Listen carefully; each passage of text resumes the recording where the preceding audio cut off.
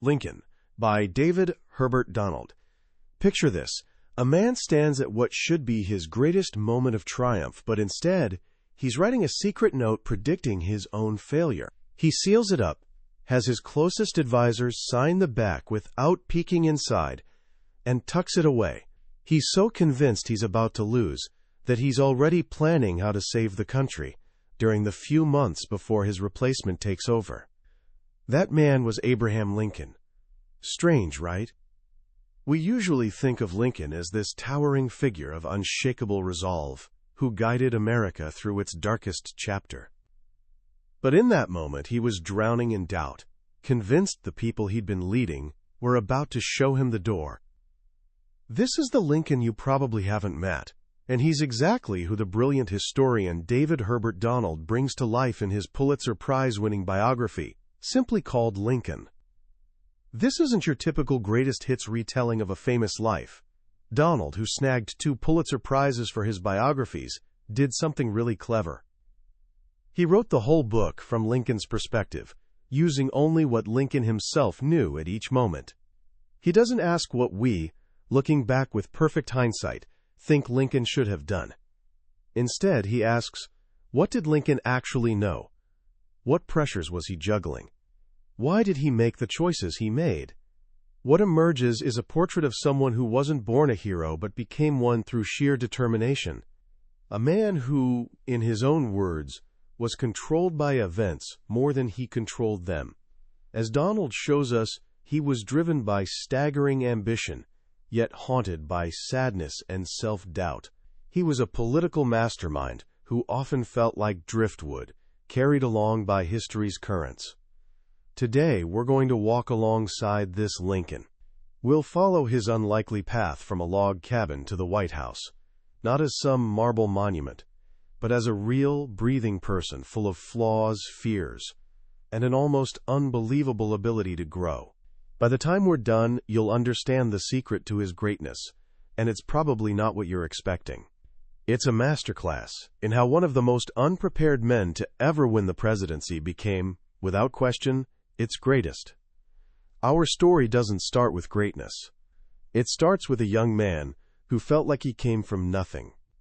When people asked Abraham Lincoln about his family history, he'd often quote a line from a poem, The Short and Simple Annals of the Poor. That, he'd say, was his whole story. He knew almost nothing about his ancestors, and honestly, what little he did know didn't impress him much. He grew up in a world of brutal, backbreaking work in Kentucky and later Indiana, a world he desperately wanted to escape. His relationship with his father, Thomas, was tense at best. Thomas Lincoln worked hard as a farmer and carpenter, but he could barely scrawl his own name. To young Abraham, who was hungry for knowledge like some kids are hungry for candy, his father's life looked like a dead end.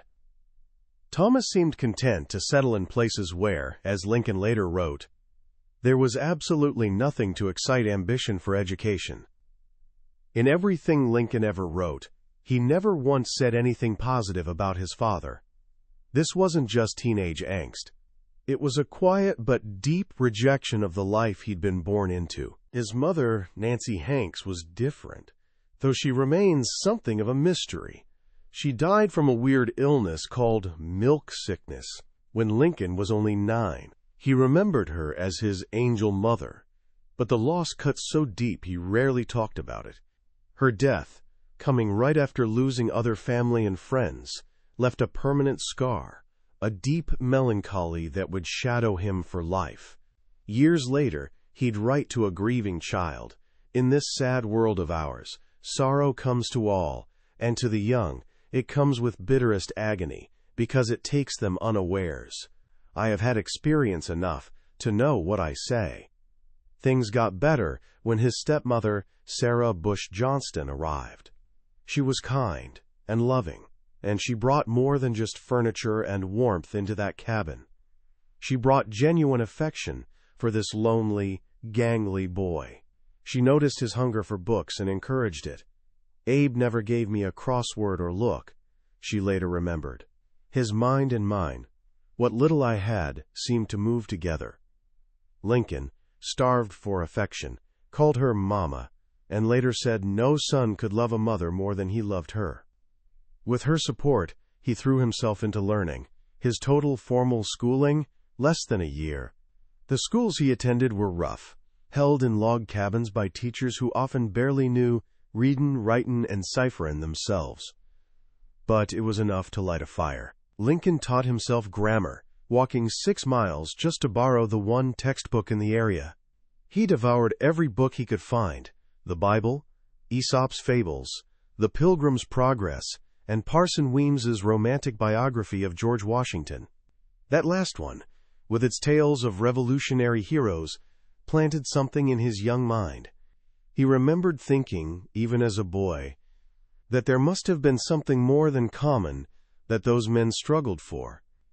He was searching for his own struggle, his own way out of the backwoods. At 21, he left his father's house for good and drifted to the little bustling village of New Salem, Illinois.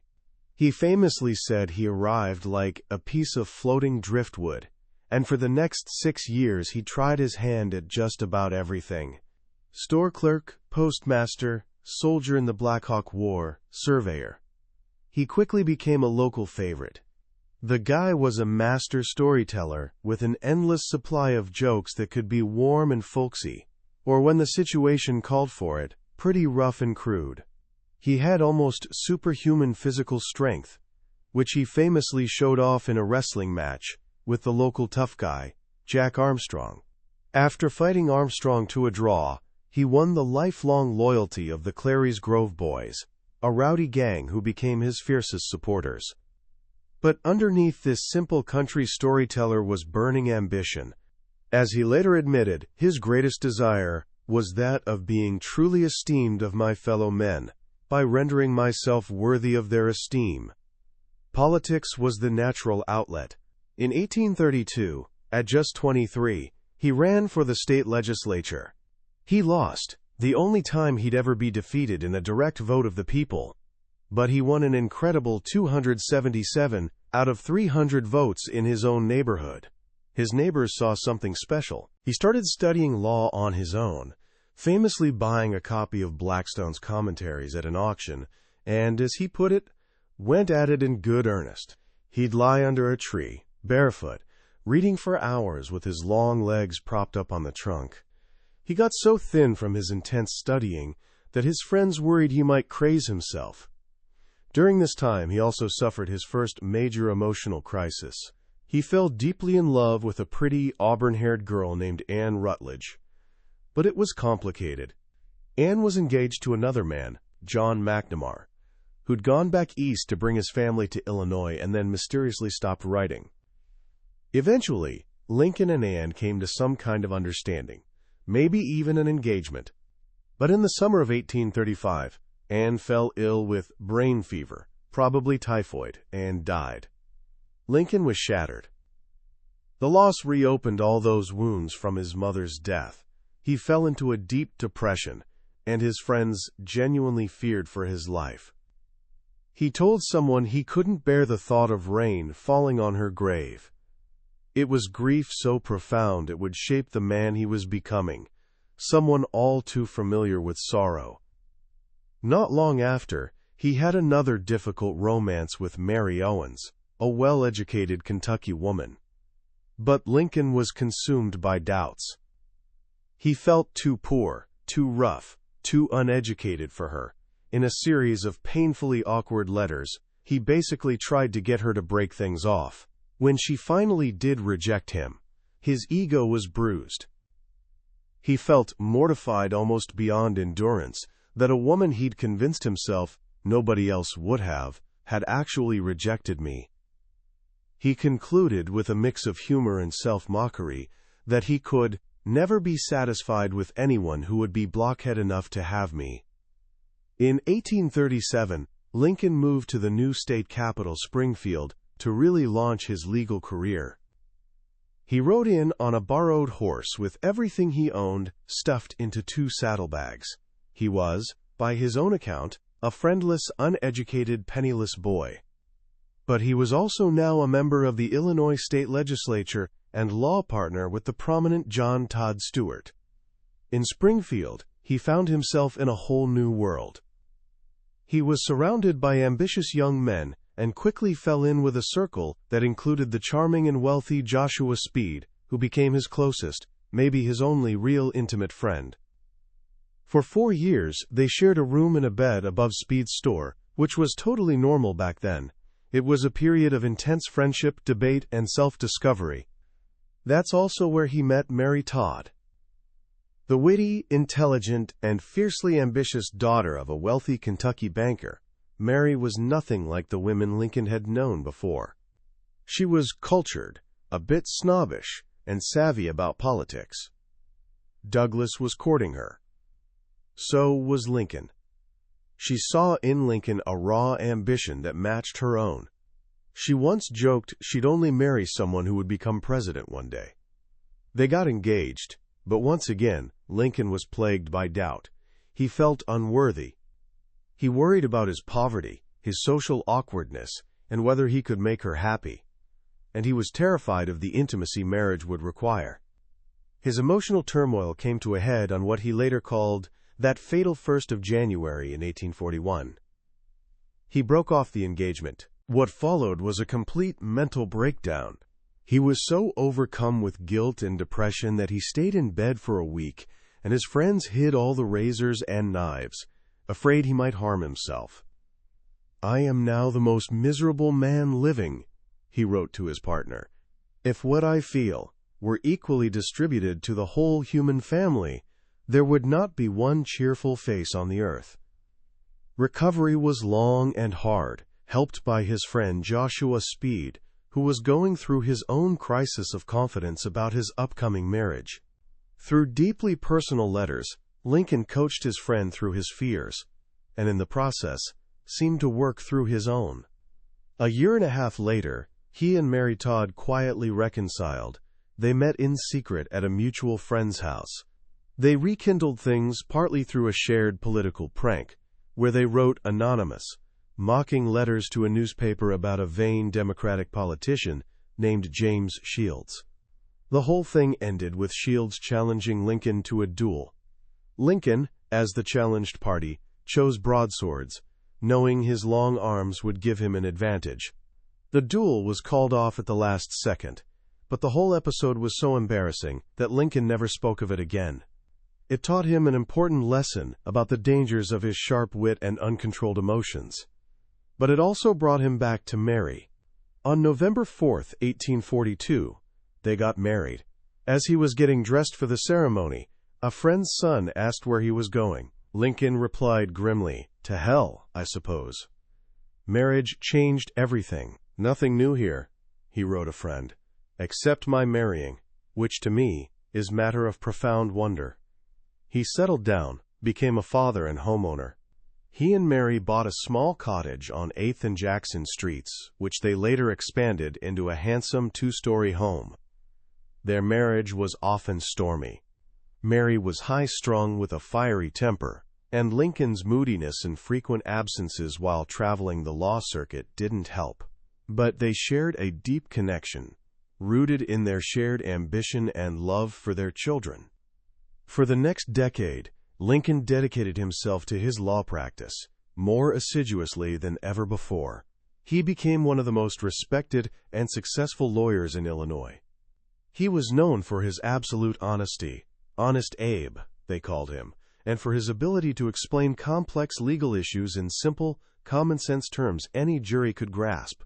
He rode the 8th Judicial Circuit, a massive territory covering 11,000 square miles, traveling by horseback or buggy, sleeping in crowded taverns, and swapping stories with fellow lawyers like Judge David Davis. His political career, though, seemed finished. He served one unremarkable term in Congress from 1847 to 1849, where he was best known for his spot resolutions, which challenged President Polk's justification for the Mexican War.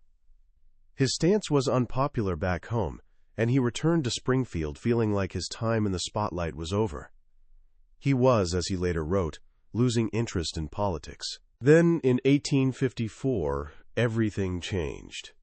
The catalyst was his old rival, Stephen A. Douglas. Now a powerful U.S. Senator, Douglas introduced the Kansas-Nebraska Act, legislation that shattered the political landscape. The act overturned the Missouri Compromise of 1820, which had banned slavery in the northern part of the Louisiana Purchase. In its place, Douglas proposed, quote, popular sovereignty, letting settlers in a territory decide for themselves whether to allow slavery. The act, Lincoln said, took us by surprise, astounded us. For years, he'd been against slavery in principle, but he'd believed it was a dying institution, contained by the Missouri Compromise. The Kansas-Nebraska Act threatened to give it new life, allowing it to spread across the continent. It was a profound moral shock. As Lincoln saw it, the act was founded on a, quote, declared indifference, but as I must think, covert real zeal for the spread of slavery. This was the moment the passive man was forced back into action. He threw himself into politics again, not just as a partisan Whig, but as a man with a moral mission. The issue gave him a new voice, new fire. His main target was Douglas. In a series of powerful speeches, most notably at Peoria in 1854, Lincoln dismantled the logic of popular sovereignty. How can there be a sacred right of self-government, he asked, that allows one man to enslave another? I hate it because of the monstrous injustice of slavery itself, he declared. I hate it because it deprives our Republican example of its just influence in the world, enables the enemies of free institutions, with plausibility, to taunt us as hypocrites. He argued that the nation had lost its way. The Founding Fathers, he believed, understood that slavery was a cancer they couldn't immediately cut out without killing the patient, the young republic, but they'd put it on the course of ultimate extinction. Douglas and his popular sovereignty doctrine, Lincoln charged, were reversing that course, putting slavery on a path to becoming permanent and national. The Kansas-Nebraska Act destroyed the old political parties. The Whig Party, Lincoln's political home his entire life, collapsed. In its place, a new coalition emerged, the Republican Party, founded on the single principle of preventing slavery's expansion. After some hesitation, Lincoln joined this new party. He wasn't an abolitionist. He still believed the Constitution protected slavery where it already existed, but he was firm that it must not expand. In 1858, Republicans chose him to challenge Douglas for his Senate seat. The campaign that followed became one of the most famous in American history, the Lincoln-Douglas debates. For months, the two men traveled across Illinois, engaging in 7 face-to-face debates. The contrast was striking. Douglas, the little giant, short, stout, and booming with confidence. Lincoln, the rail-splitter, tall, awkward, and thoughtful. At the heart of their debates was a fundamental disagreement about America's meaning. For Douglas, the core principle was popular sovereignty, the right of any community's majority to decide its own affairs. For Lincoln, the core principle was the one in the Declaration of Independence, that all men are created equal. He argued this principle applied to black men as well as white. There is no reason in the world why the Negro is not entitled to all the natural rights enumerated in the Declaration of Independence. Lincoln insisted, the right to life, liberty, and the pursuit of happiness. During this campaign, Lincoln delivered his famous House Divided speech. A house divided against itself cannot stand, he declared. I believe this government cannot endure, permanently half slave and half free. I do not expect the Union to be dissolved. I do not expect the house to fall, but I do expect it will cease to be divided. It will become all one thing or all the other. Many friends thought the speech was too radical, that it would scare off moderate voters. But for Lincoln, it was a statement of moral and historical truth. He was no longer just a politician. He was becoming a prophet. He lost the election. Because of outdated legislative districting, Democrats won control of the legislature and re-elected Douglas. But the debates had made Lincoln a national figure. His eloquent, principled stand against slavery's expansion had caught the attention of Republicans across the North. 2 years later, when Republicans met in Chicago for their national convention, The favorite for the presidential nomination was William H. Seward of New York, a famous senator and former governor. But Seward had powerful enemies and a reputation for being too radical. The party needed someone who could win the crucial lower North states, Pennsylvania, Indiana, and Illinois. Lincoln's managers, led by the shrewd and tireless David Davis, maneuvered brilliantly. They packed the convention hall, the wigwam, with thousands of cheering Lincoln supporters. They presented him as Honest Abe, the rail splitter, a man of the people who could carry the West. They made deals and promises, securing support from key delegations. And on the third ballot, Abraham Lincoln, the man who just 6 years earlier thought his political career was finished, became the Republican candidate for president. His election in 1860, in a four-way race, was the final trigger for the crisis that had been building for decades. To the Deep South states, the election of a black Republican president, a man who declared the nation must eventually become all free, was intolerable. Even before Lincoln took office, South Carolina seceded from the Union, quickly followed by 6 other states. Lincoln faced a crisis. Unlike any American president before him, the nation was literally falling apart. His first task was forming a cabinet, and he made the bold decision to appoint his chief rivals, Seward, Salmon P. Chase, and Edward Bates, to the most powerful positions.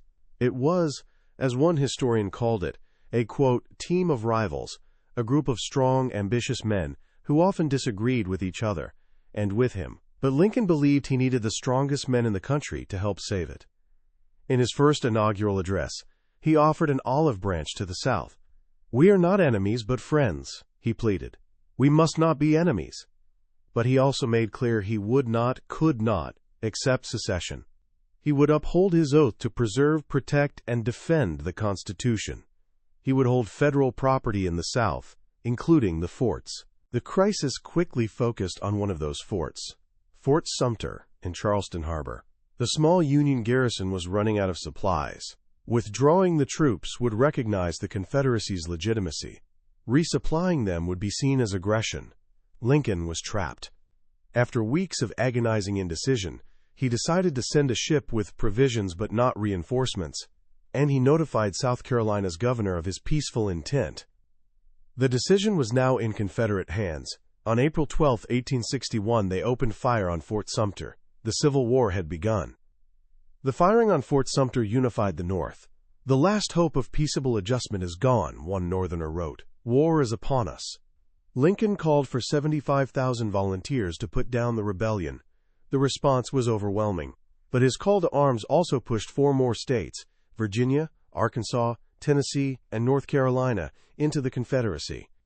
Lincoln, who had 0 military experience, now had to lead the nation in a great war. The first year was a disaster. The humiliating defeat at the First Battle of Bull Run showed this wouldn't be a short, glorious conflict. Lincoln desperately searched for a general who could win. He found George B. McClellan, the young Napoleon, a brilliant organizer who built the Army of the Potomac into a magnificent fighting machine.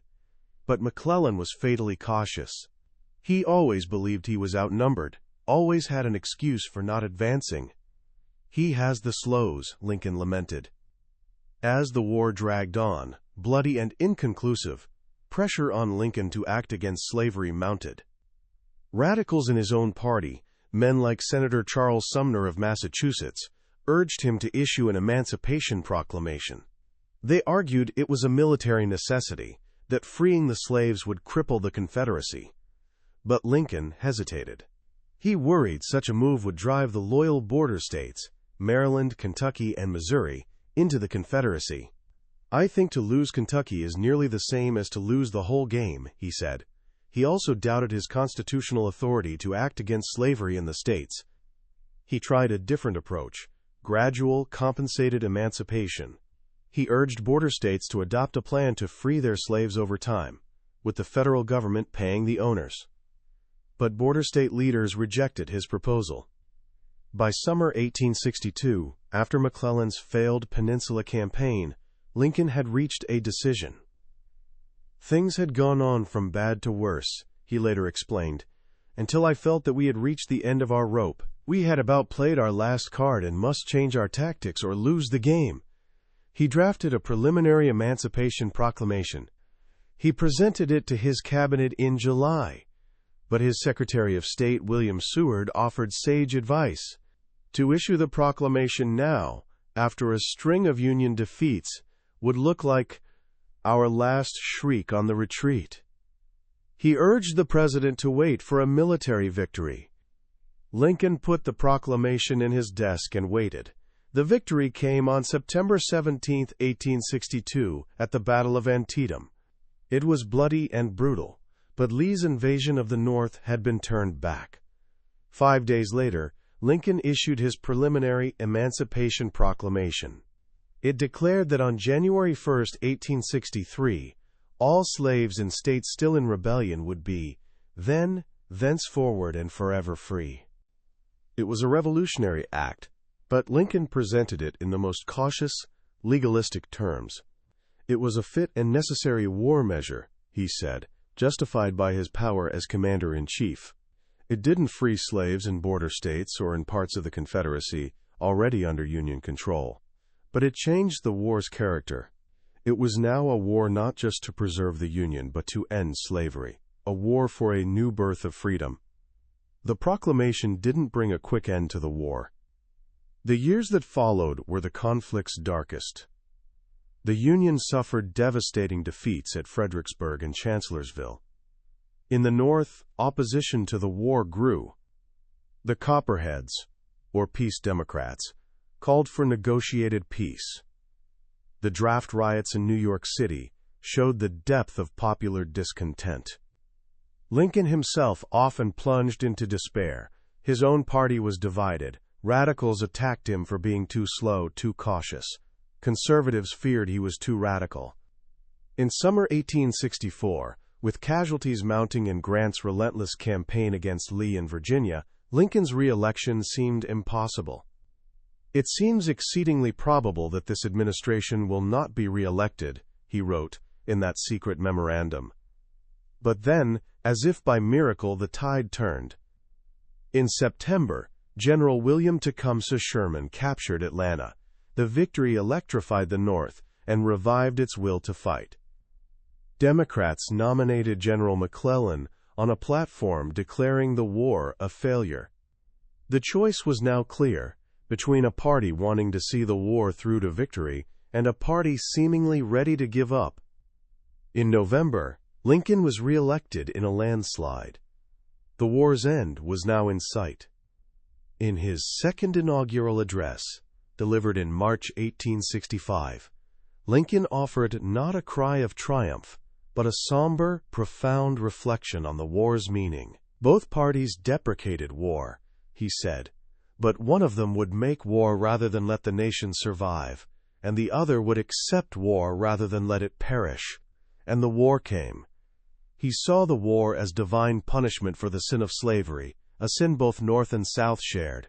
He looked to the future with a spirit of reconciliation, with malice toward none, with charity for all. He pleaded, "Let us strive on to finish the work we are in, to bind up the nation's wounds." A month later, it was over. Lee surrendered to Grant at Appomattox Courthouse. Lincoln visited the captured Confederate capital of Richmond, where ecstatic crowds of newly freed slaves greeted him. He returned to Washington, weary but triumphant. On the evening of April 14, 1865, seeking a few hours of relaxation, he and Mrs. Lincoln went to Ford's Theater to see a comedy. During the third act, John Wilkes Booth, a well-known actor and fanatical Confederate sympathizer, slipped into the presidential box and shot Abraham Lincoln in the back of the head. The president never regained consciousness. He was carried to a small boarding house across the street, where he died the next morning. As he drew his last breath, his Secretary of War, Edwin Stanton, whispered words that have echoed through history. Now he belongs to the ages. So what do we take away from this incredible life, this journey from the humblest beginnings to the heights of power and, finally, to martyrdom? The most powerful lesson in David Herbert Donald's Lincoln is the idea of growth. Lincoln wasn't born great. He was in many ways an ordinary man who, through relentless effort, self-discipline, and an almost superhuman ability to learn from his mistakes, made himself extraordinary. Think about it. Here was a man who entered the presidency with less national experience than almost any of his predecessors. He made mistakes, big ones. He was often indecisive. He struggled to find the right generals, articulate the right policies, hold together a fragile coalition. But he never stopped learning. He read books on military strategy. He listened patiently to his critics, even when they were cruel and unfair. And he was always willing to change his mind. His journey on slavery is the perfect example. He began the war simply to save the Union, with no intention of interfering with slavery. But as the war progressed, as he saw the soldiers, sacrifices, and the courage of slaves who fled to Union lines, he grew. He came to see that the Union couldn't be saved without ending slavery, and that ending slavery was the only way to make the Union worth saving. This brings us to the second great lesson, the power of humility. Lincoln's own quote, "I claim not to have controlled events, but confess plainly that events have controlled me," is a profound statement of humility. He didn't see himself as a messiah, bending history to his will. He saw himself as an instrument, guided by forces larger than himself, what he came to call the will of Providence. This wasn't weakness. It was the source of his greatest strength. It gave him patience to endure the war's darkest days, compassion to feel for the suffering of both North and South, and wisdom to know he didn't have all the answers. It's what allowed him, at the end of a long and bitter war, to speak not of revenge, but of charity. And finally, there's the lesson of purpose. Lincoln's life was a constant search for larger meaning, for a cause worthy of his ambition.